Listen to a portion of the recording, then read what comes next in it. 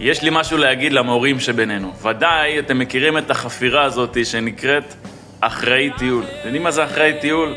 חפירה שלמה, קורס של איזה כמה שעות, ואחר כך כל פעם שאתם יוצאים לטיול אומרים לכם תבדקו שיש את האישור הזה ואת האישור הזה ואת האישור הזה ו3 ליטר מים וכובע שמש והילד צריך אישור מההורים. די, חפרתם. אתם יודעים למה צריך את כל האישורים האלה? מאיפה הגיעו כל החומרות והאיסורים האלה? הכל על סמך ניסיונות העבר. דווקא בגלל שהיו כל כך הרבה אסונות בטיולים, אז החמירו את הקריטריונים של יציאה לטיול. האסון הכי גדול של עם ישראל זה הירידה לגלות.